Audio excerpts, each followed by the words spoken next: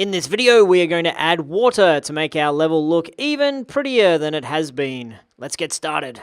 I'm just going to do a quick little bit of organization here to keep everything nice and organized on top of things. I'm going to create a characters empty, and in that I'm going to put, you guessed it, the player and our healer, who at the moment is our only NPC, as well as the enemies, just to give it a similar structure to that which we have down here, where we created characters with enemies, NPCs, and players. So for now, what I will do is actually create underneath there, I will create an NPCs. So it's consistent. We only have one NPC at the moment, but NPCs, we'll put that underneath characters, and then put our healer inside NPCs. Just to keep it a little bit tidy, nice and neat over here. What we're focusing on now is adding some water. You can see we've got our blue texture down here. Doesn't that look incredible in terms of water? Well, not really. Let's put in some actual water. And if you've played around with this, then you guys are probably pretty familiar with the process. I'm going to go and find, again, in the standard assets, I'm going to import a package. I'm going to look for a water. And the one that our expert artist Mikey has told us to look for is Water Pro Daytime. That's the one that he's tinkered around with a little bit and he thinks is pretty neat. Okay, so we're looking for water. I'm going to click none first of all. Cross-platform input, no. Editor, no. Environment, yes. Speed free, no. Terrain assets, I don't believe so. Water, there we go. Click on water, that gets us a lot of stuff. We don't need water 4, I don't believe. And down here, water basic, I don't believe we need that. We just need this Water Pro Daytime in here. It's bringing Water Pro Nighttime as well. You know, I'll bring those in just so we do have a separate point of comparison. And you can see again, it's going to bring it in the folder assets. Structure is going to come in under standard assets. That's okay for now. I'm not going through the super diligent process of importing this into a separate empty project and then cleaning up the folder structure and then bringing it in. I'm being a little bit quicker because I know what I'm getting here. I know what standard assets is going to give me. It's going to give me a bunch of cool warnings down the bottom there. Ben will enjoy. Ben, here's some errors. I know you love it when I create errors for you. There's some down there. Okay, now let's go in and find our standard assets. Probably in the environment folder that we deleted just last video, actually, I'm guessing. Water. Okay, down in here. And we can see that we have prefabs. And within our prefabs, Water Pro Daytime Prefab. So what I'm going to do at this point is offer you a challenge, which is add some water to your scene, to your level. Import the water, as I've just gone through that process. Place the water and tweak and tune the water. So there's enough information in there for you guys to be able to do this yourself. Once you have done that, jump on back and I'll show you how I go about doing the same thing. Okay, welcome back. Let's jump in and work on some water in my level here. I'm going to drop in Water Pro Daytime. Generally, you can see it's circular shape, which is handy. So when we go and have a look for our let's see, it's going to be in here somewhere. Our position, our scale. Let's see what happens when we scale up that way. Okay, it stretches it. Good stuff. And then if we scale up on the Z axis, I'm guessing. Okay, nice. So I'll plot it over here. Getting pretty close. It doesn't really matter what's going on over the side there. The player's probably not going to see it, but for completeness sake, I want to have my entire lake covered here. And you can see that we could stretch it to cover the entirety. I'm going to feel a little bit better having two different water planes here rather than having one gigantic one. I think that'll feel a little bit better for me as I put in my scene. Now, my lake seems pretty flat. That's good. Wonderful. I'm not entirely happy with the color. It's a bit too see-through at the moment. I'm going to run around with my player and see how it looks at runtime rather than just looking at when it's placed in here. Okay, jump on over near the water.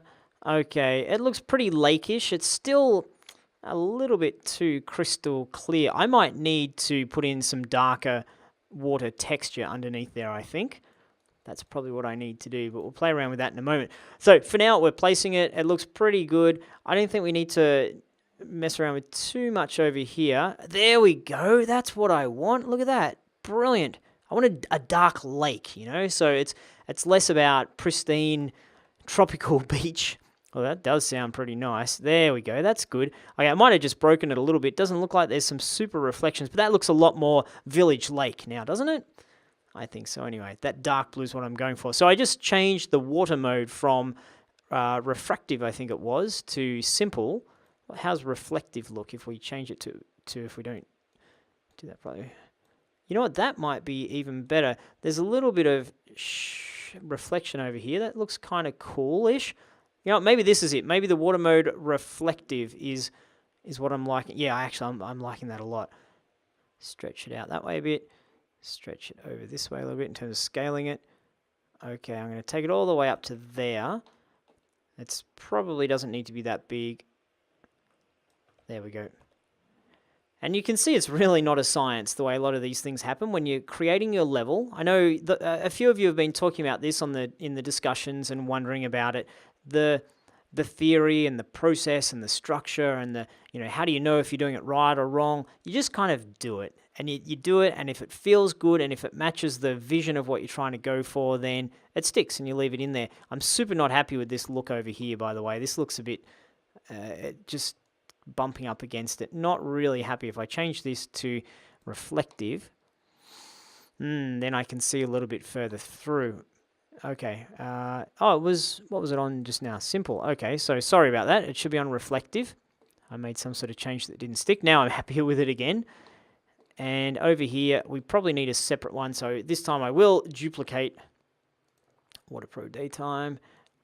And I'm just going to rename this to Water Pro. I'm going to rename it to Lake Water, just so I know which one's which. I'm going to rename this guy to, what is that, a creek? Yeah, Creek Water. Okay, that looks pretty good. And we will shift this guy on over.